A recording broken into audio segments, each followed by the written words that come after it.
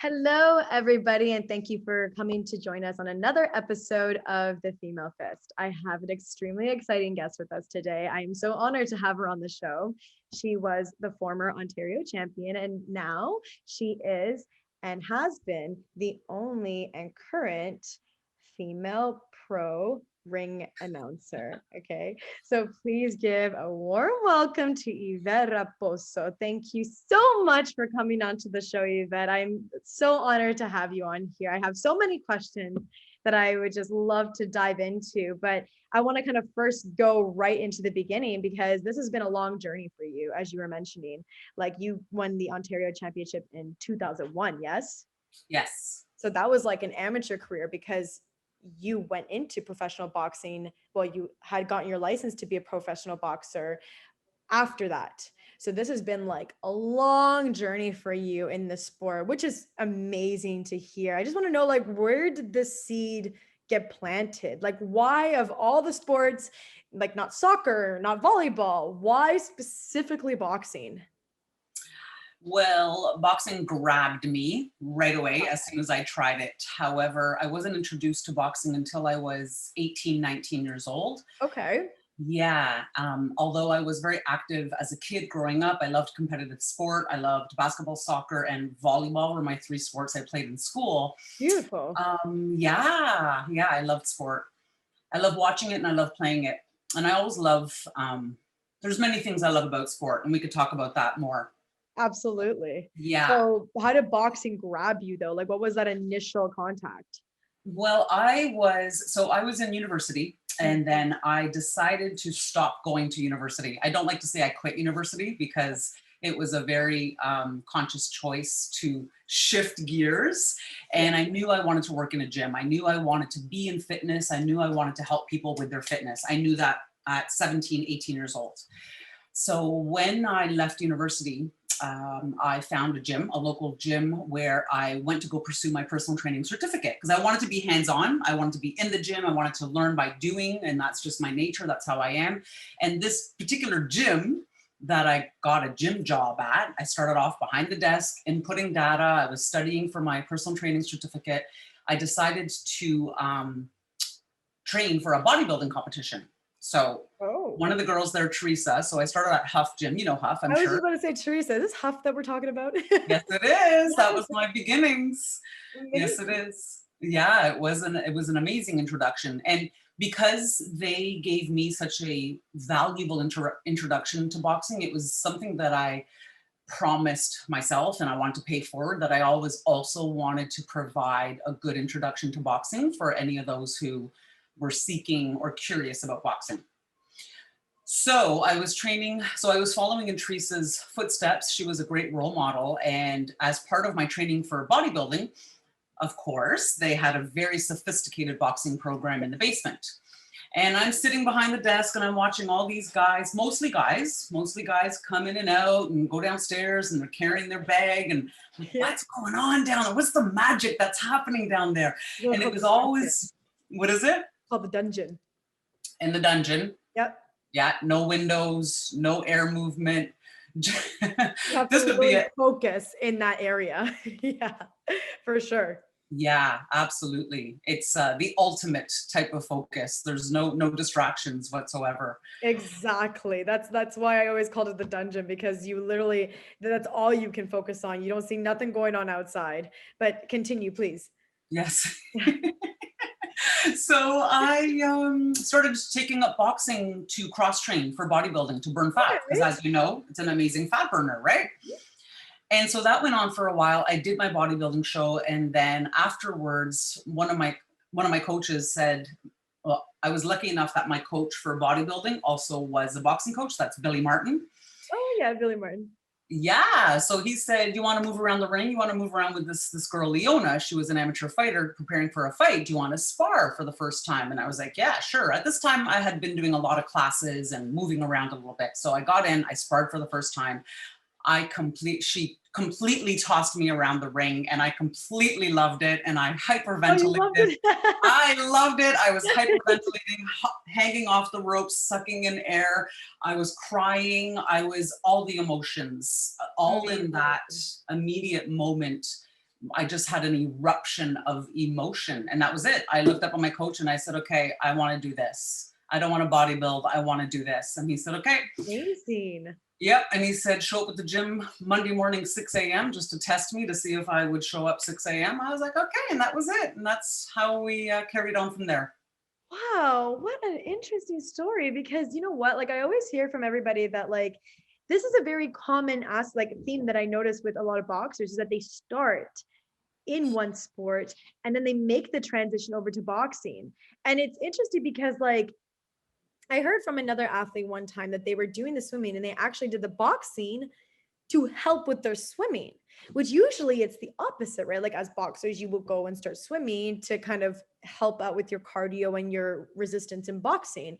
So I'm like, you know what? I'm hearing from more and more people that boxing was something that always kind of, as you just mentioned, found them. And usually, you know, you would think that people, it's always like this kind of storyline in their head. They walk into a boxing gym, they put on the gloves for the first time, and then like, boom, it's like, it just catches them right there. But no, like I'm starting to hear a lot of stories about it. They're already in a sport and then they have boxing to help them.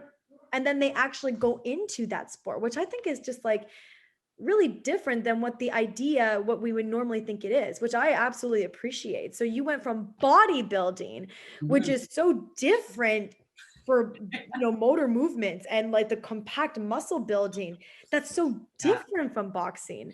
And I liked how you mentioned that when you were, as you said, getting tossed in the ring, that you actually loved it. Yeah.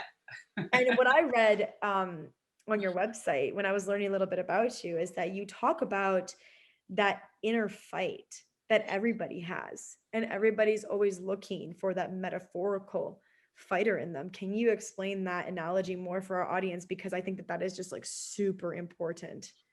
I certainly can. Find Your Fighter Within. It's actually a workshop that I'm developing. I have already presented it to a school, 3 grade 7 classes, and I want to move forward with this in the fall to present it to more schools. So, but it goes beyond schools, it goes beyond students. I just think it's really, I feel like it's very important information, very empowering information that can help youth position themselves in this life that we are living, which is full of conflict, constant conflict all the time. And when you can think like a fighter, one of my taglines is think like a fighter, live like a champion. I love that. And when you can think like a fighter, then you can have different perspective on your life and your choices and your options in life. Because as you know, as a fighter, we have choices. We make choices. Sometimes they're split-second choices. And we train for the unknown. We train for the unpredictable. So Find Your Fighter Within, for me, it's something that I've been thinking about for many, many, many years. After I stopped boxing, I went as far, I did turn pro at the time. That was 2003 that I turned professional. And at the time, my injury, which ended up being herniated discs on my low back, L3, L4, L5, I just couldn't overcome the injuries enough to pursue, like it didn't make sense at that time. And women's boxing at the time, it really wasn't worth it. Very underdeveloped back then. Yeah, not a lot of options, not a lot of opportunity. You know, if you think the pay is low right now for women's boxing, imagine what it was 20 years ago. Yeah. I can only imagine.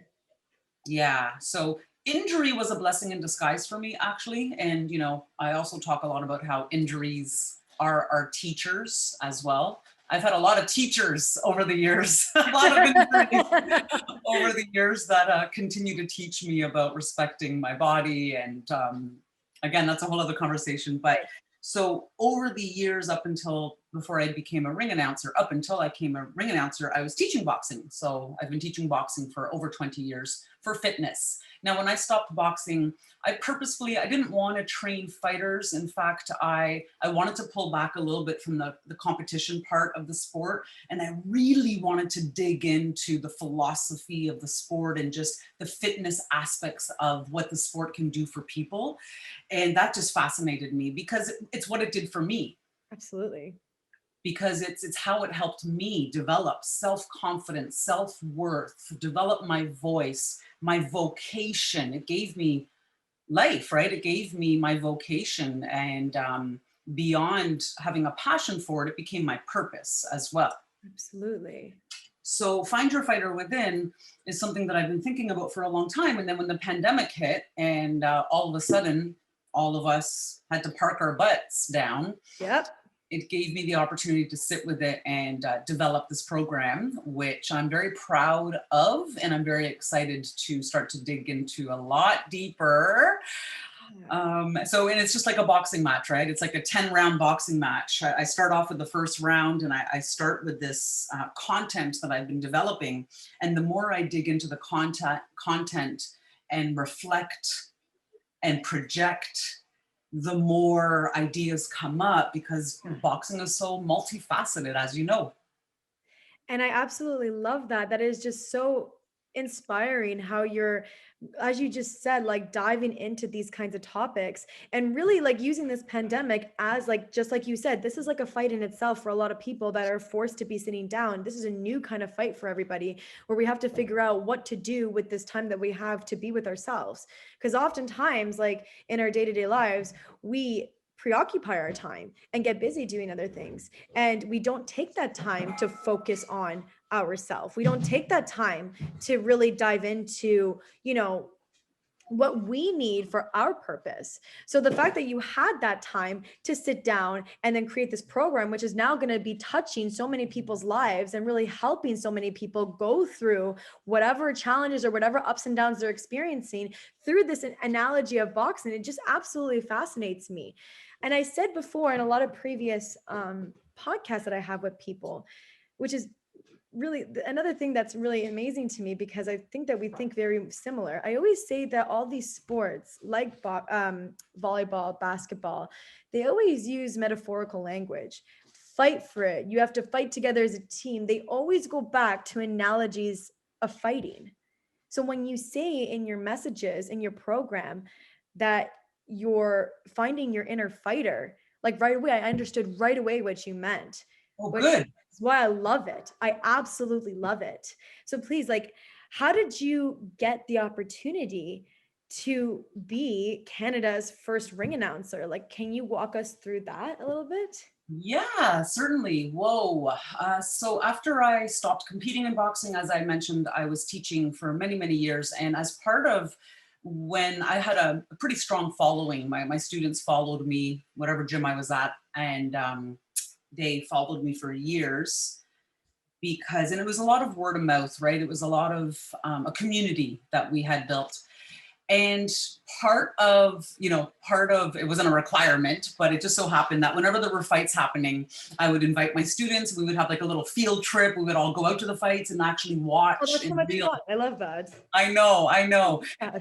And it was a great opportunity for them to watch in real time Yeah. what they were learning in the gym, right? To see the footwork and to see the exchanges and the Right. energy. And to see how it all gets set up too. Like to see how the process goes. That's awesome. Yeah, totally. And then if I was lucky, once in a while, I would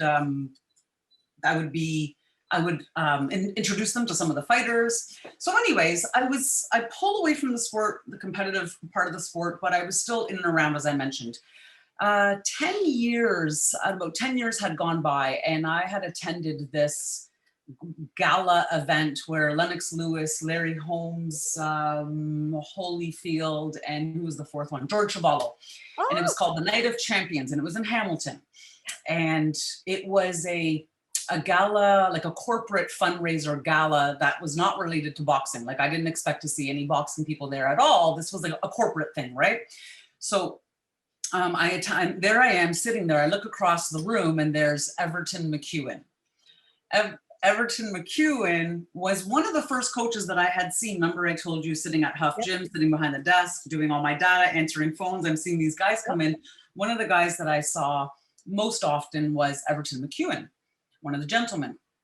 And in fact, actually, he also was the first person to inform me, to encourage me that I can also compete in the ring. Because one day I was sitting ringside in the dungeon at that place where I was at Huff.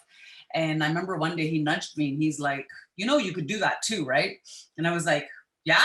And he was like, yeah, you could do that too. So on and on we go. I went on, he went on, and I see him at this gala. And of course, I go over to say hi to him. We start talking. We ended up sitting and having half of our dinner together. And halfway through the dinner, he says, um, you need to be a ring announcer. You need to be my ring announcer, and I'm going to be the one to do it. And you need a microphone in your hand. And I was like, yeah, right.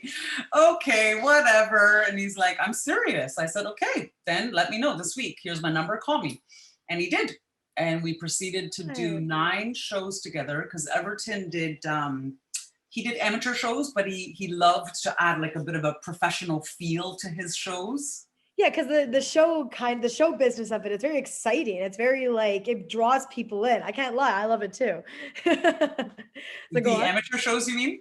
Yeah, well, when you kind of like bring in like some of the professional, like you're saying that they kind of like made it a little bit more professional style, like just with like the showbiz of it, right? Yeah. Yeah, I love that part of it. But go on. Yeah. So that was his style. That's what he liked to do. So him and I, him and I and his crew, we put together 9 shows over the course of 3 years. And that gave me some really good insight and practice into not just being a ring announcer, but also helping to promote the shows. Yeah, it was a really amazing experience. And, my first show, I was so nervous. I was probably more nervous doing my ring announcing than I was to compete, to fight, to box. I was going to ask you that. I was more nervous as a ring announcer than I was to compete, hands down. Really? Yeah. And, the one thing I did have going for me, because I've never had stage training. I've never had voice lessons. I've never been like, in high school, you have the choice to do drama or gym. I was always in gym, right? I wasn't doing. Yeah.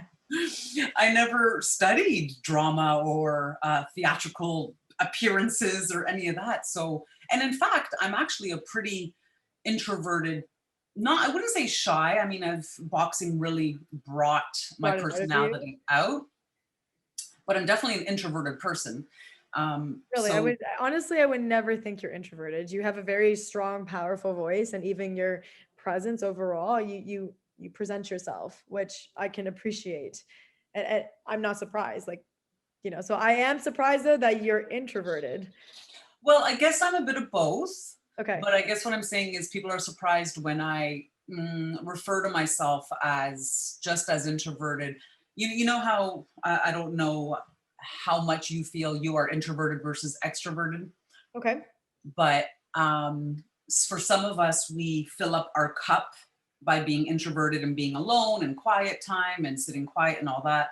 And some people fill up their cup by being extroverted in an event around people. So I'm a bit of both in that respect. Like I do appreciate and enjoy and need that, energy that's at the gym and there's people around and it's very ecstatic energy.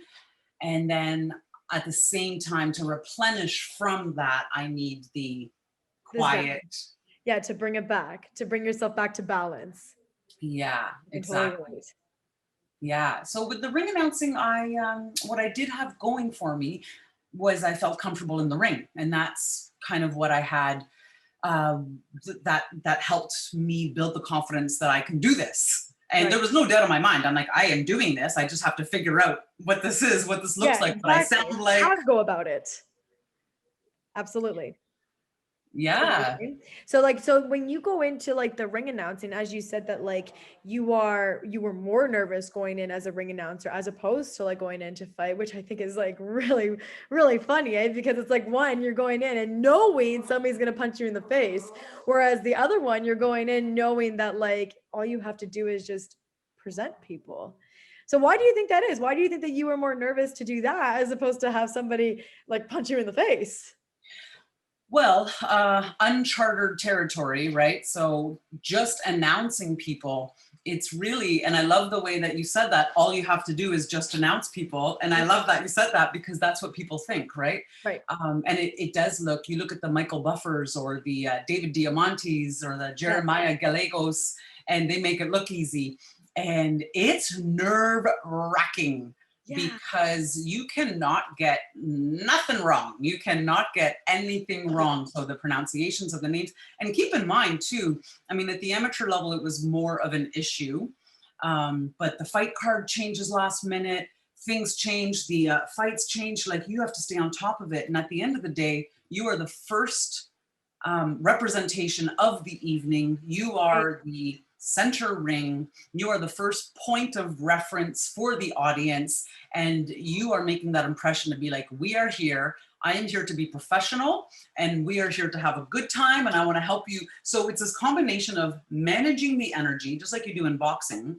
So I'm managing my adrenaline, my nervousness, and my energy at the same time, making it look easy and being relaxed and being inviting. And then of course, getting all the details right. Now And that also doesn't sound too engaging everybody. Yeah. Yeah. And Yeah. keeping them engaged. And keeping them engaged. Yep. I can see your perspective. I can see like how that would be very nerve-wracking. Like I Oh used to yeah. see my dad do it sometimes at some shows, and I'd see him MC and stuff like that. And I would get almost exhausted watching him because I think like, how do you come up with that right on the spot? How do you like just have that voice of like, just to bring everybody together? I can feel how to get everybody's energy would be very exhausting in itself. And then to do that for the whole night and maintain that energy within yourself. Because by the end of the night, you know, we're all tired, right? Because we're all excited. We're all watching the fights. We're all throughout the fights. And then you have to maintain that energy in between all of them. I can imagine that that must be exhausting. Well, yeah. And then you never know how long a fight is going to last, right? So you are just as ready, like you're sitting there ready to jump into the ring because it could be a knockout. It could be a first round knockout. It could go 10 rounds. It could, and what was I going to say about that? Engaging the energy and what was I going to say about that? Yeah. It's all very energetic, but also getting the names right. Sometimes the names are, and when you're nervous, honestly, like I have my fight cards here. Like when you're nervous, it's like, okay, I have this fight card and you know, you don't want your hand to show that you're nervous, but you could practice this person's name before the event, but then lights are on, the heat's on, you know how it is, you're in the spotlight. And then all of a sudden with adrenaline, your mind just goes, right? So that's why we have it written down. There's no way we can memorize all this stuff. Yeah, and you want to honor, like honestly, you just want to do a really good job for the fighters. You really want to honor what they're about to do and what they have just done. So, Of course. you And know, I can also imagine that this must have been a lot of extra pressure on you. The fact that like you are the only one in Canada that's a woman doing this, that must have been extra pressure on you, because I think that people have this idea, as you mentioned, these names like Bruce Buffer, like somebody like him, this is what people are imagining in their head to be ring announcers. This is like the standard that they have. So I can imagine that that must have been like really, like, did you feel that when you were going in as a ring announcer? Like, you know, now that you're the first female to be doing this and still currently the only one, like, was that an extra pressure on you to do that? in a way, I would say no, because in a way I took that as an advantage because just the fact that, and you know, I had asked Everton McEwen a couple of years later, because from those 9 shows that we had done, it was then that people in the sport were encouraging me. They were like, Yvette, you really should go professional. You really have a thing here. You have the voice, you have the presence, and you have the love for the sport. Like, what more do you want, right? And I think that's what differentiated, it didn't differentiate me, but that's what gave me this undeniable confidence that I always will have, is my love for the sport. So my intentions are good. They're pure. And I did not feel the pressure. I kind of chuckled sometimes a little bit because a lot of times people would think, where did this girl come from? She came out of nowhere, right? So a lot of people at the pro level, they didn't, amateurs, some people were like, knew me, they remembered me for sure. There was a lot of old associates that I had run into, you know, once I was doing but at the pro level, people were like, who's this chick? Where does she come from? What does she know? And I was just quiet about it, right? I was just like, well, I'm just going to go in and do my thing. And then we could talk about it afterwards. And if you want to talk about boxing, I could do that too. That's amazing, because that's the whole thing too, right? Is that I think that people find it so intriguing about you is that not only are you a woman doing all of this, but the love for your sport, you actually know what you're talking about. You don't just participate, but you have a full understanding of what it takes to train. You have a full understanding of what it is to compete. You have a full understanding of the politics that go behind it. And now, on a professional level as well, you're in that world completely immersed in it. And I think that people would get taken back thinking, how could a woman do all this?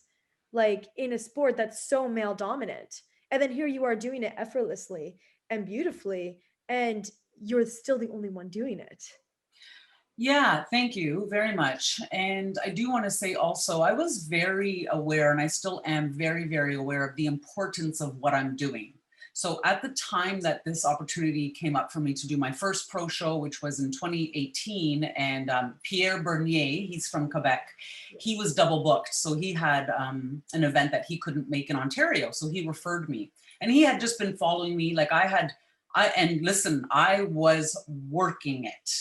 I was working it. So at all this time that I was doing the amateur shows as a ring announcer, I was attending as many pro shows as I could. I was, traveling around Ontario, sometimes over to the States, going to shows, showing my face, having conversations, shaking hands, meeting people, talking boxing. Like I was doing this very purposefully. Wow. So very, very aware that to do this would mean I'm the first woman to do this at the professional level in Canada, at a significant level. I think there was a girl once who did a show once, but there's no documentation of it. Right. This is why I'm also very, I also encourage young, not just young, but I encourage people, any entrepreneur, athlete, coaches, artists to document what you're doing, like to keep track of what you're doing, take pictures, have testimonials, have write down these memories, because you never know when you'll be the first. Absolutely. Like when you're paving your way, like you want, because it's not just about the person doing it, right? It's not only about ourselves. It's about who's watching and who we could be inspiring to build on what we create. So it's so important, as you said, to have these things documented, because now there's going to be somebody out there that's going to be watching this, or somebody who's already been watching you, like somebody that I'm going to mention soon. Oh, Yeah. So they're going to be watching you doing this and be like, wow, look what she did. If she can do this, I want to follow those footsteps too. But imagine you were not documenting this. Imagine you were just doing your stuff and not having a voice out there. Somebody who's going to look at you and learn so much from you would never have that opportunity to see that, especially because you're a woman, and especially because more women need to see women like you in a position of high power in these male dominant fields, doing what you're doing, hearing how you're doing it. They hear this and they're like, oh my God, like, I want to be like that. I want to be a go-getter like that. They need inspiration from women like you. yes, thank you. And I will say as well that there was no playbook for this, right? So when there Exactly. was no, you can't Google how to be a ring announcer. Try it. I dare you. Try it. No, I'll leave that to you, the professional. Actually, I should put that on my list of things to do, is write a playbook for how to be a ring announcer. Absolutely. Why not? Imagine that. The first time somebody writes about that and it's a woman. Yeah. You know what I mean? See, we already start creating these ideas because somebody's going to want to actually read that and be like, damn, look at what she did. Look at what she accomplished. This is important stuff. You've even touched the life of somebody that's so already like well recognized in Canadian music industry, but Biff Naked reached out to you because Yeah. you were doing something that she was like, look at this woman doing what she does. Can you talk us through that as well? Yeah, sure. Just before the pandemic hit, a few months before, I got a follow on Instagram from Biff Naked. And I was like, wow, Biff Naked. I don't know if you read her memoir, but I encourage you to read her memoir now that we're talking about her. And I had read her memoir probably about 5 years ago. And I had remembered her from her music, of course, because in the 90s, I was listening to that, to actually even, well, I was listening to hard metal, heavy metal, hard rock, a little bit of punk, but I liked her style. Back then, it was good stuff. Yeah, it's good stuff. It's what I trained to, actually, even Nice. when I was boxing. That's mostly what I trained to, was heavy metal and rap.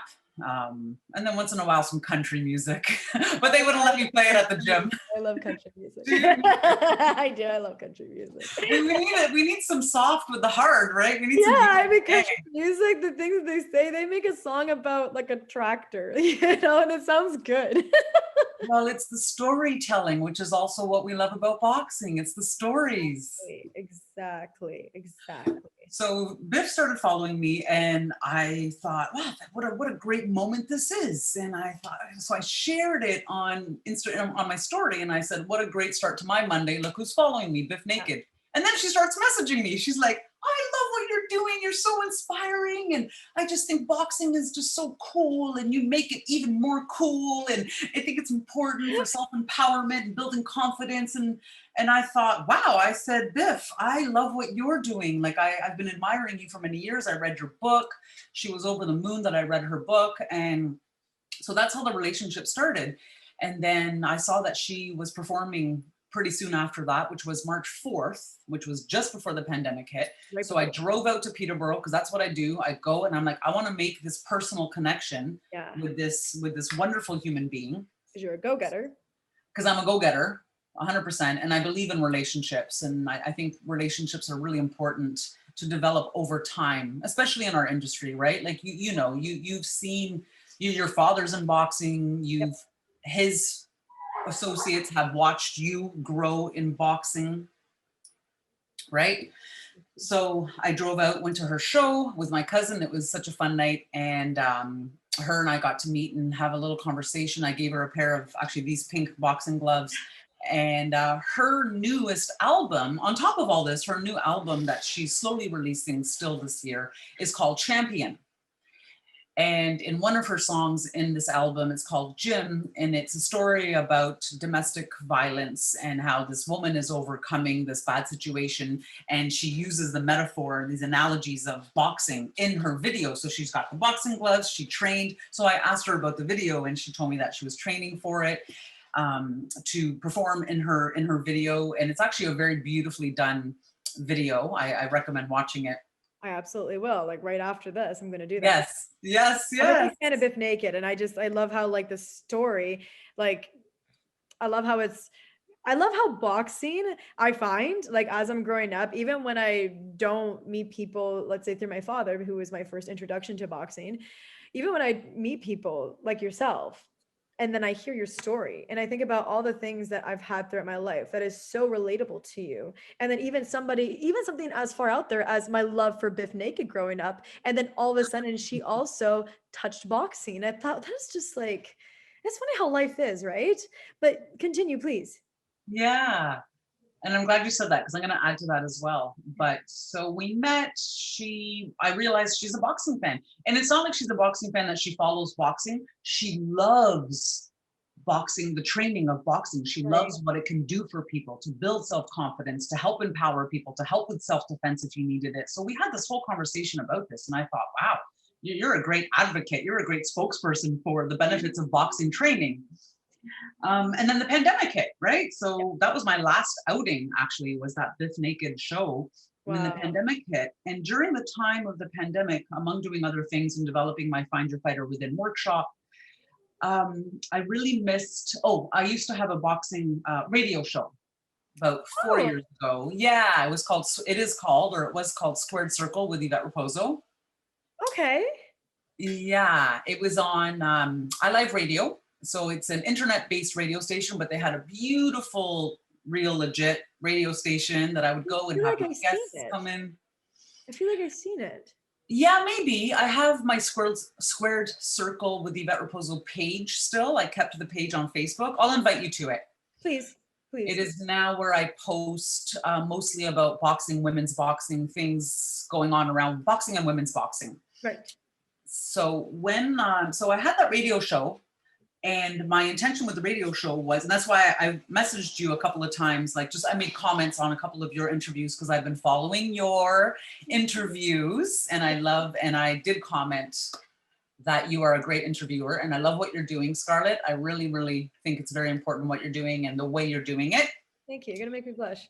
Yeah, it's important. I feel like we've almost kind of passed a baton because it's, my initial idea was we need to get these stories. People need to hear the stories of the person behind the boxer, the person inside the boxer, because people automatically, one of my big missions as well, it's been for many years that it's been a really big passion of mine, is to help people gain a new perspective, help them understand boxing beyond the sport, beyond what appears to be just violence and two people going at it.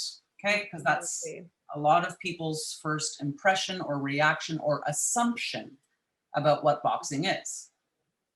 And so it has been, because I'm also an observer. I observe, and I'm a very deep thinker. And when people automatically, oh, boxing, and guess what? I used to think that as well before I was introduced to it properly.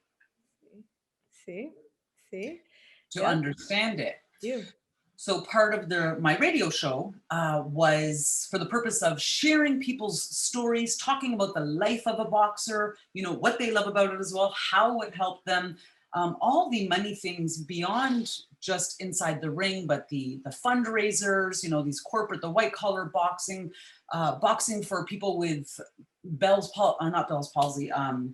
Parkinson's disease, yep, and cerebral palsy. Like there's so many aspects of boxing and boxing training where it fits into life beyond just two people going at it. Of course. I'm so happy you said that, because that's exactly why I do this. I always, especially for women, because I think that because women's boxing is so underdeveloped, even to this day, I mean, don't get me wrong, obviously it's getting so much more like out there for women now, especially like beyond Canada. If you go to Ireland, I went to this tournament called the Esker Cup, and there was over 100 entries per weight class. And it was an all-female tournament, and I was just amazed. And this was back in like, I think 2016 or something like that, that I had gone to this tournament. So, and I know that it's gotten bigger since. And I was just amazed at the turn of how many women have gone into the sport and have been participating and have made it their life journey. And I just think it's just absolutely phenomenal. But people, when you, like we said before, it's still a male dominant sport. So when people think of boxing, they don't think right away of a woman. They think right away of a man, like Pacquiao, Canelo, Mayweather, whoever is the big shot of today's day and age, which is usually a male that comes to their mind first. And when I bring women on here, I really want them to share, as we were mentioning, their stories, because as you said, like it's way beyond just the ring. And for a woman to step into a male dominant sport, get into the ring and do what we're doing, it takes a lot more. Like people encourage the males to do it. People don't necessarily encourage women to do it. And they do, like on some rare occasions, but these are occasions. Otherwise, like even for myself, it was such a battle for me and my dad. Like I fought with him tooth and nail to let me go and compete in the ring, like tooth and nail for years. I went into freestyle wrestling to show him that I could handle a combat sport. And I dislocated my hip at the provincial championship in wrestling. Wow. Yeah. And it was that. Hip. Wow. Yeah. It was just a freak accident. Honestly, it was like, the ring, sorry, not the ring, the mat was damaged. My foot went through a hole in the mat. It was just a freak accident. But it took that incident that I was, you know, recovering from the injury. And I was on the phone with my father and I said, like, this is what I want to do. And, you know, once I recover from my hip, I'm going to do it, whether you like it or not. And he was kind of like, okay, because he saw how much I cared from me dislocating my hip. But like I said, like, it's just such a journey for women in general, just to get into that ring most of the time. So that's why I love bringing women like yourself on here and sharing the story, because I think it's so important. It's not even just, it's the grit when you really want to do something. It's that grit to push for it. And hearing like all these steps that you took, hearing all of the like journeys, like you actually go to these people, you make the connections, you make it happen, because you know it's not going to fall in your lap. You actually have to go and get it, and like the will and the grit to actually do it. That's why I love these stories. It's very powerful. It is. And guess what? I'm also very impressed, and I agree with you that it's been quite amazing to see how women's boxing has been growing and continues to grow. You're seeing the depth, you're seeing the talent pool deepen as well. You're seeing the volume of women who are competing. I can't believe, Scarlett, how many women, like when the pandemic hit, because I follow a lot of women's boxers and I follow a lot of female boxers, and I follow a few people who post specifically about women's boxing. They are active. They are somehow finding a way. They're in the gyms, they're training, they're coming out of everywhere. They're coming out of the woodworks, and they're competing, they're fighting, they are staying active. And like it or not, women are not going away. We're not going away. More and more of us are becoming officials and commentators. It's wonderful. DAZN is actually doing a pretty good job. They're including commentators, interviewers, ring announcers, coaches, of course. We're starting to sprinkle all over in and around the ring, and there's no getting rid of us. And it's not like anybody wants to get rid of us. I truly believe that, there was that Mike Tyson fight with Roy Jones Jr. Yep. And it was a Triller production. And I remember when I watched it, because I was curious, there were no other women fights. Okay, fine. What a great opportunity that would have been for somebody who was thinking about it, to say, hey, let's put let's feature a woman's fight here. Yes. Because women's fights are exciting, by the way. Of course. Very entertaining, by the way. Yeah, exactly. Absolutely. And so I'm watching this production and could only count 3 women in the whole entire production. One of them who was Christy Martin, who was one of the judges, who's one of Mike Tyson's friends. And another woman was an official, and there was another woman who was, I think, another official. That was it. None of the entertainers, none of the,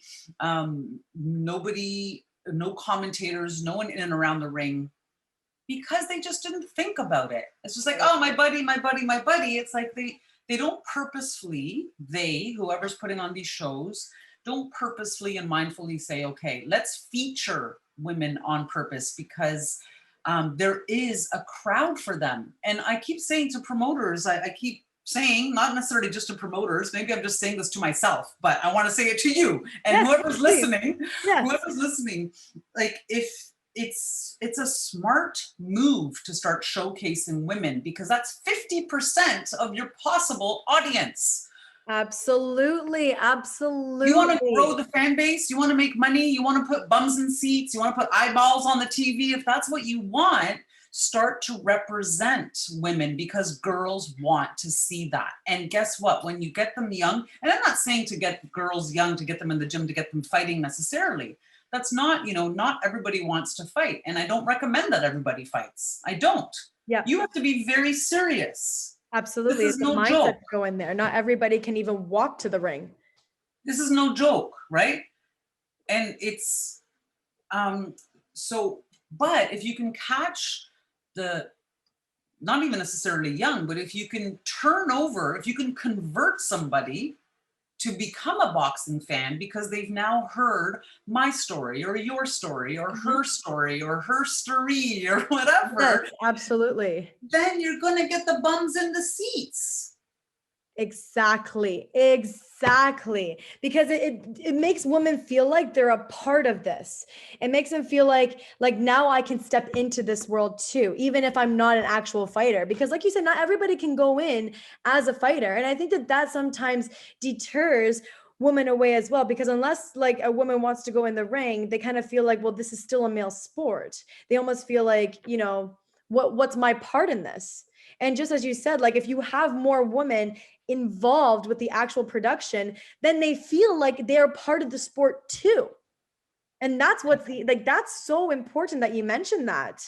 That is like really, it's surprising that they didn't have more women in that production with the Mike Tyson fight, because that was a great opportunity to bring women into something like that. Yeah, and they just, again, I don't think they did it on purpose. They just literally don't think about it. It's so primal, it's so automatic, it's so reactive. Yes. Right?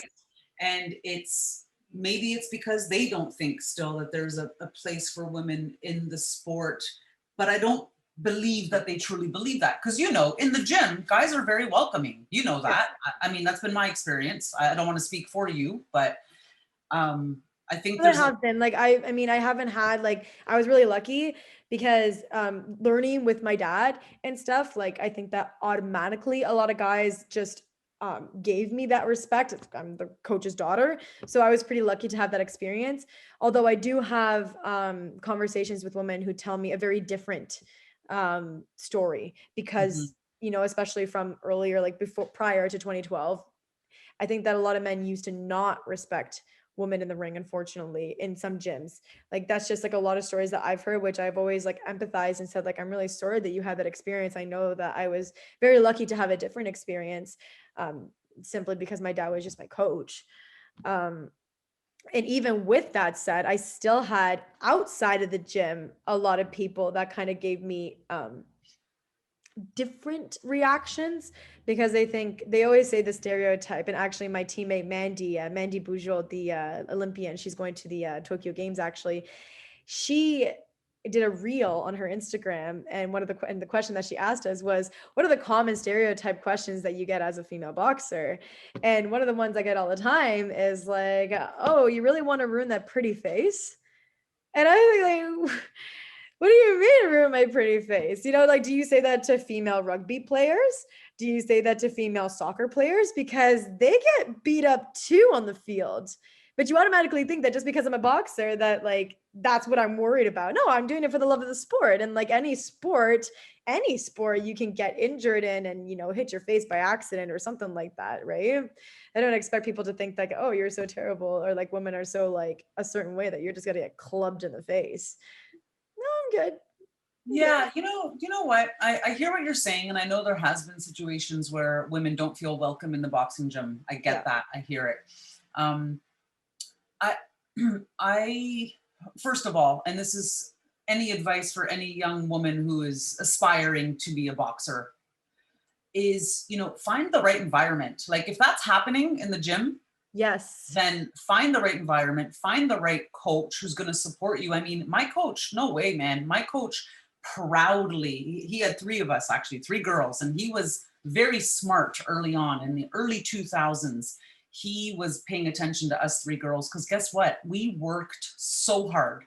And if you are going into the gym to learn, to grow, to develop, to box, to want to be better, to want to be your best, Yes. not better than that person or that guy or that girl, to want to be your best. Anybody has to admire that. And if somebody's Absolutely. not respecting or admire that, then it's them that doesn't belong in the gym. But there's no Yeah. place for that in the gym. There's no place for that in the boxing club. And if that's happening, it's that person that needs to have a, to have a sit down, to have a chat with. But Absolutely. I think the environment, it should be very particular, and it's a very precious environment that there's no place or space for that. And if anybody can't respect anybody who's working hard in the gym, Thank you for saying that. so Because like, man or woman, I don't see it as a man or a woman thing. I don't see that. And it wasn't my experience, luckily. yeah. But I also wasn't looking for any approval from any man. No approval, besides my coach. Yep. I was not looking for it. And if it wasn't coming my way, it didn't matter because I had my head down and I was working. So, it's what we focus on as well. And if we can push through, not even push through, but if we can go in with the mindset or the perspective of I'm here for me and my development, then Yes. all that chatter is going to dissipate, and it has, and it will over the years, because again, we are showing up consistently more and in deeper numbers.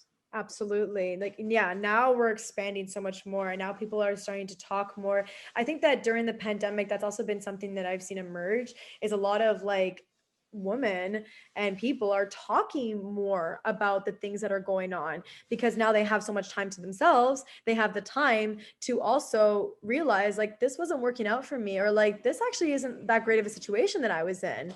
Because like we mentioned earlier, you kind of get caught up in your everyday routine. You kind of get caught up doing things that you forget to connect with yourself and kind of reassess what your situation is because we just get so caught up.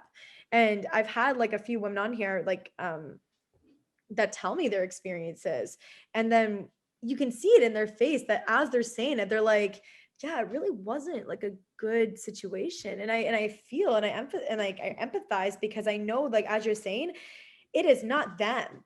And you're right, it's not just women, because oftentimes that when the women are sharing their stories with me about their negative experiences, they often say that they spoke with some of their teammates, which are men as well, and they say that, like, yeah, I've experienced this too. And it just, I think that it kind of just hits the women more at home, because it's already hard enough for a woman to get immersed into such a sport. And it's almost like accepted or expected in males' perspectives to have a coach that's hard or have a coach that's critical. So it's almost like the men don't recognize it as abuse at a certain point because they almost think that that's expected. But of course, as a woman, you feel like, oh, like you're not supposed to talk to me like that. You're not supposed to coach me like that. Like this isn't just tough training. Like this is just straight up abuse. You Yeah. know? You know what I mean by that? Yeah, yeah, I do. I do know what you mean. I do. This is important because if again, the first advice that I would give to anyone, especially if you, anyone, male or female, doesn't matter what gender, um, interview your coach and interview your potential coach and ask other athletes who have been with that coach. Do your research on that coach, because that's a very, very precious, important, delicate relationship that needs to be strong, built on absolute trust. Obviously, your life is in their hands. Of course. And so, it's, I would just love, it's the same thing I say about, when people are shopping for a personal trainer, because I'm also a personal trainer. And I advise people, I say, interview your personal trainer, your potential trainer. You're allowed to interview them and observe them and watch them work with other people or whatnot. You don't have to just accept somebody as a coach just because they were thrown at you, because they're the one who takes the newbies or whatever. And you will learn. It's part of boxing. We don't want to forget that, because when we're training for a fight, when we're in competition mode and when we're training for a fight, of course all we want to think about is training for that fight. And like you said, we might not realize that this behavior could be borderline abusive. We're so channeled, we're so focused, we're so honed in that we might lose touch with what's happening around us. And so, gosh, it's, your team and the people that surround you and support you are just number one. Really, it's got to be number one. Absolutely. And you know what? I think that from my personal experience, like I've been competing now for almost 10 years, about 9 years.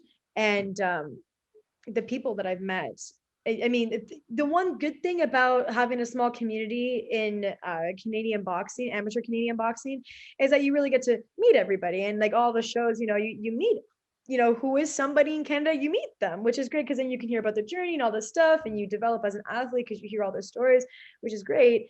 And I have had the pleasure working with some amazing female athletes, and the main female athlete that I work with right now as my teammate is Mandy Bujold. Of course, everybody knows her. Right now, I'm very lucky and I'm very blessed.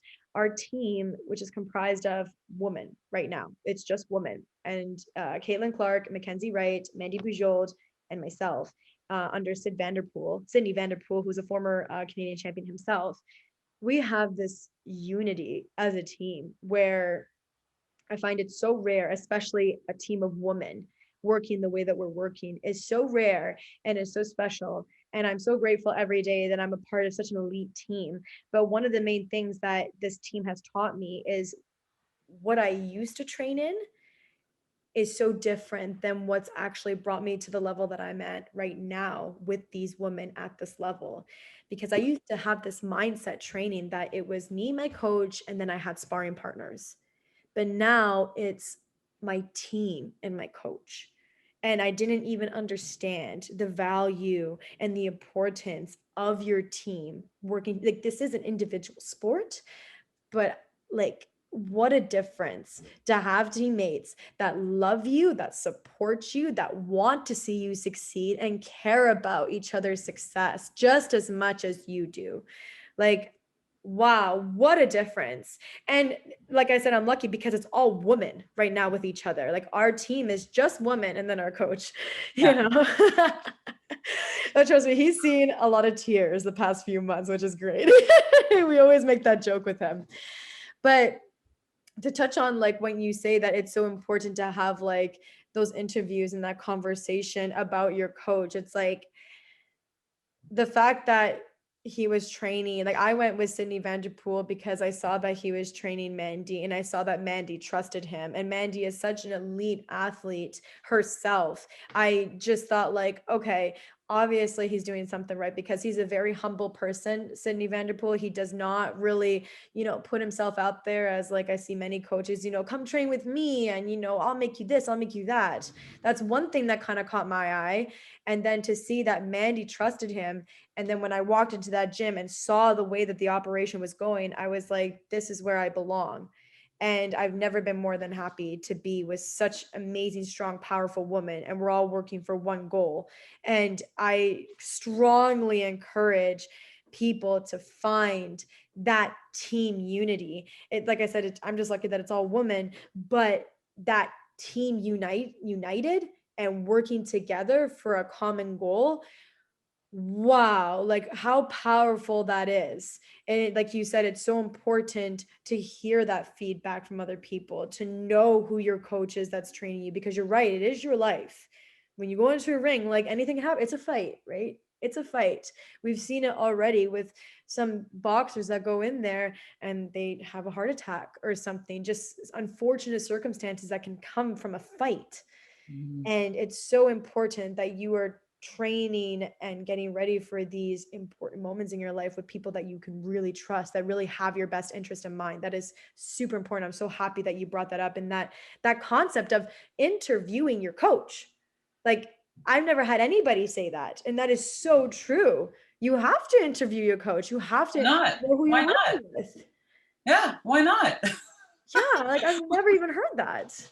Yeah, absolutely. Have a conversation, sit down, have a coffee, have a lunch together, and ask them what their track record is with women, or if that's important to you, if that's important to you. Um, but in addition to that, also interviewing other fighters, because fighters they will talk, they will tell you, they will, if it means saving you from making a bad decision. And this is not, listen, we have amazing coaches we are lucky with the coaches that we have in Canada. We have a variety of styles of coaches in Canada, and the beauty of, it's not ideal to move around from coach to coach. It's not ideal. But any smart coach and open-minded coach as well knows that if a fighter needs to leave them for whatever reason, and hopefully it is a conversation, hopefully it's a respectful parting of ways or whatever it is, sometimes a coach can only take you so far, right? Right. and and that's okay. And if you were that coach to bring them up, to nurture this fighter and develop them to the point where they can move on, and their style has changed, their personality has changed, their desires and their dreams has changed, whatever, it's okay. No, I mean, as long as there was no contract signed and there was no like Right? money lost. Absolutely. No, but you're absolutely right. And like that development, like, that's what you want in a fighter, anyways. And as you said, any coach should respect that too. You want your fighter to develop, you want your fighters to evolve. Like they're going to change. As they get better, they're going to change. And hopefully it's towards the better direction. Hopefully it's towards the right direction. And hopefully that there could be that mutual respect and understanding. Because as you said, there's no such thing as the perfect coach, because everybody has different personalities. As you mentioned, everybody has a different way of thinking. And Mm. sometimes an athlete and a coach, sometimes their perspectives just don't align at some point because of the evolution. And like you said, like that's okay. Like even in my experience, like my father and I, we can't train together anymore because we just have different perspectives of things, which is okay. Like that's fine. Because now, like I'm on this, like I mentioned, I have this beautiful team and everything, and I'm more than happy. It's just the evolution of how things worked in my life. And that is completely fine. There doesn't have to be animosity, and there doesn't have to be this negative outcome out of it. It can be very beautiful. So yeah, to not have that fear if you need to move on, to do that. And hopefully it's in, a more respectable setting, as you said. Like that would be ideal. So I like that. Yeah. Yeah. And I mean, of course, ideally, I mean, I'm saying this from a fighter's perspective, and of course, from a coach's perspective, um, you also don't want that, uh, the fear from a coach to not want to dedicate and devote for fear of this fighter leaving them. I totally get that too, because you also have really crappy situations where fighters might have taken advantage of a Yeah. coach's time and wisdom and knowledge and expertise, and then just, you know, that's not the situation I'm talking about. Ideally, your coach can take you all the way, and you hear those amazing stories like Jelena, I can never say her last name, but Me from neither, but I know who you're talking about. Yeah. and her coach, that was her coach from day one, right up until, I hope he's okay. I think he's still not doing well. But anyways, that was her whole coach for her whole career up until recently. And that's beautiful too. Yeah, absolutely. That's again like something ideal that you would want, right? That your day one will be there. It's just if the journey takes you that way, takes you both together that way. It's always about the fighter's journey too, as well the coaches, because sometimes coaching can evolve as well. Coaches could see things different and maybe they need to kind of move on in a different direction as well that we see sometimes. But yeah, I'm really happy that we touched on those points there. And I want to know, like, now that you're still currently the only female pro ring announcer, what do you have like a vision? Because you already talked about your program that you've set up now throughout the pandemic. And what do you see yourself like? Is this what you want to do? You want to continue developing that program and then slowly kind of like exclusively working on that? Or like, what do you have planned moving forward? Ooh, you ask all the good questions. Juicy. Well, just like any good boxing match, the unknown is what is, most beautiful about this point in the game. And I'm going to stay open to ring announcing when things open up here. Who knows? I don't think we might not be looking until 2022 until professional fights get underway. Right. Which makes sense, right? Because we need to get fighters back in the gyms training. We need to get them sparring. We need to get them back I'm ready. and ready. Yeah. So of course, I mean, when I get the call, I will step back in the ring and I'm ready. I'm ready to do my ring announcing. I've been practicing my voice. I think about it. I miss the fights. I missed, stepping through the ropes. I miss the people a lot. So yes, I'm going to stay open to ring announcing. I'd love to do it for the next 2, 3, 4 years. On top of that, on top of my Find Your Fighter Within workshop, I also want to start thinking about, I'm looking at getting back into teaching boxing again, as well as things slowly open up here.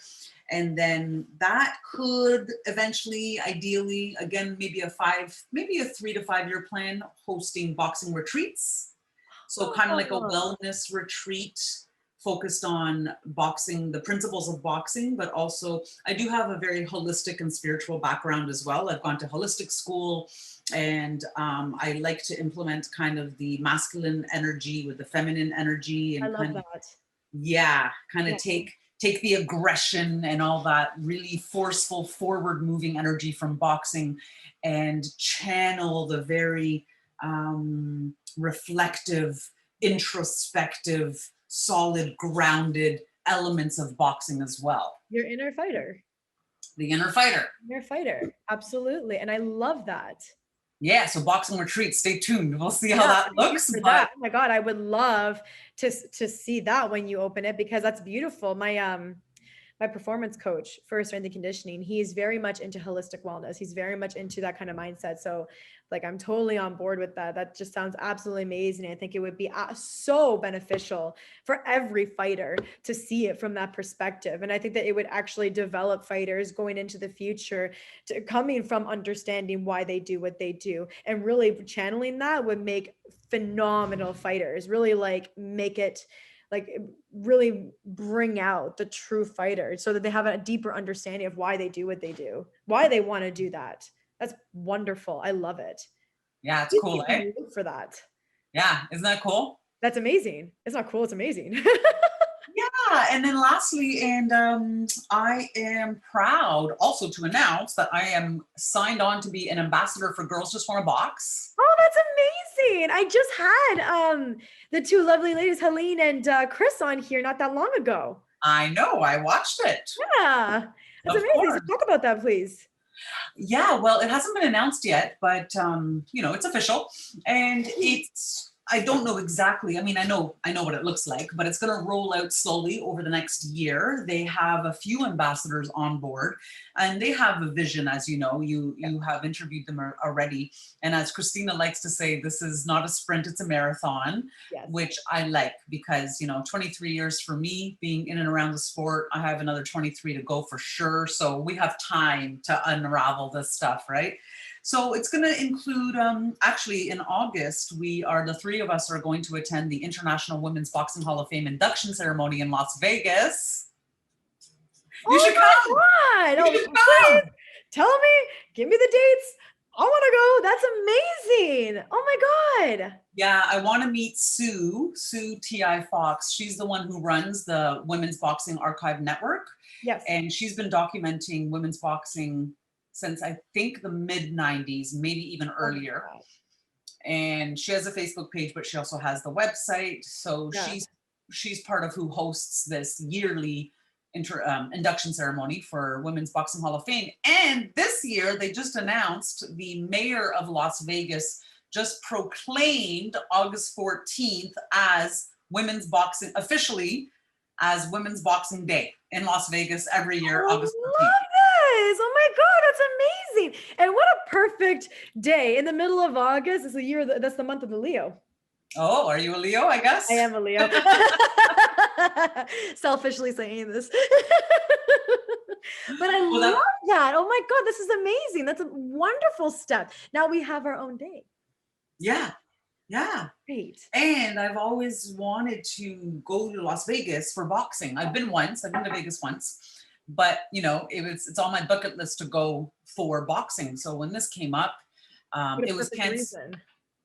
It's perfect timing, right? And then it's great for me to bridge the relationship with Christina and Helene with Girls Just Want to Box, and they are sponsoring. They are one of the sponsors for the event. That's just a phenomenal. What a movement. I know. Oh my God, I love this. So now you're going to go there, and are you going to be like speaking there, or like, do you have like a role? Are you just attending? Like, how is that going to go for you? I'm just attending. You never know. You never know what can happen. Yeah, anything can happen. Yeah, Sue very kindly featured me on the website maybe 6 months ago. So she was very delighted to find out about a female Canadian professional ring announcer. So she did a big feature. So that was really nice. And I also want to go and officially meet her and thank her in person for that. I mean, listen, it is my goal to be inducted. Let's be real. Why not, right? Of course. One day. Absolutely. Why not? One day. Amazing. I would love to hear more about this event. I never even heard of this event before. This is the first time I'm hearing about it. Yeah. I don't know going to do this. Yeah, I don't know when the I don't know when we started inducting women into our own Hall of Fame, because of course you have the International Boxing Hall of Fame, which is in Canastota, New York. Yep. And slowly, actually last year was supposed to be Lucia Riker, Christy Martin, Barbara Brudrick, I can never say her last name. And there was a fourth woman who I was really, this is before the pandemic, and I was planning to go, and then the pandemic happened. So that didn't happen. But Lucia Riker is one of my all-time favorites. Yeah, of course. She's amazing. Wow, this is just such an incredible opportunity. Please keep me in the loop on how that goes. I would love to talk to you about the event. Sure.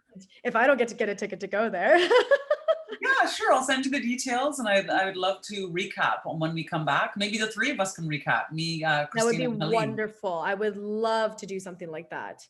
That'd be phenomenal. Oh my God. Like, thank you so much for just coming on here and sharing your journey and sharing your experiences and just sharing just this immense amount of knowledge that you have being in the sport and from your perspective.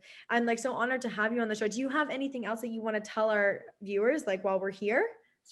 I want to tell them that you are doing an amazing job, and I'm very proud of you. I love what you're doing and how you're doing it. And it's very important what you're doing. I'm serious. It's very important what you're doing. And you never know where it's going to take you, Scarlett. You never know where this is going to take you. I know you're still fighting, you're still training, you're still competing.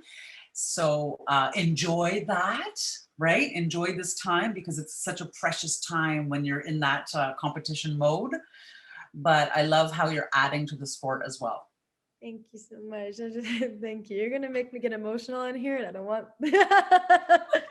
But thank you so much. I really appreciate that. I love doing this. I just love, like I said, I just love seeing and meeting women like you. It's amazing. I think it's so important for everybody to just hear the stories. I just, as much as I love it, like I know that somebody out there is just taking in this knowledge and is really like saying, wow, like I can do this too. So that's my purpose for doing this. So I really appreciate those words. Thank you so much. Yeah, and quick question, what do you have coming up? Where can I see you?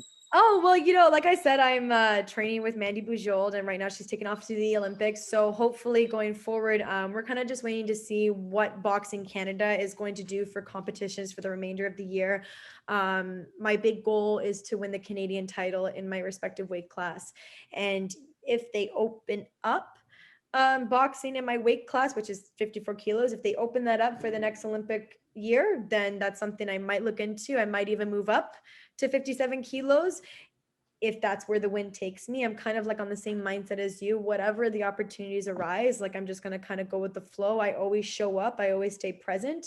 So any opportunities that come up, I'm always willing and open to them. That's like kind of my perspective right now. So that's what I'm doing. If that answers your Oh, question. yes. Well, now we're following each other, so I will stay posted on your progress and I will be a cheerleader for you. Thank you so much. And where can everybody find you? Can you tell them your social media venues? Yeah, sure. Instagram is probably best. Yep. At Yvette Raposo, YVETTE Raposo. And if you want, yeah, Squared Circle with Yvette Raposo on Facebook. Squared Circle with Yvette Raposo. Perfect. Thank you so much. And everybody, you can also follow me, and you can find this episode and many other amazing episodes with other amazing women like Yvette herself. Scarlett Delgado is my Instagram, ScarlettDelgado, as in dog. Oh, thank you so much, everybody, for joining us on this amazing episode with Yvette Raposo. Thank you, Yvette. I'm so honored to have you on here, and hopefully we'll have you on again in the future, and maybe with the rest of the team of Girls Just Want a Box. Thank you so much. Have a great day, everybody, and join us next week for another episode of The Female Fist. Thank you so much.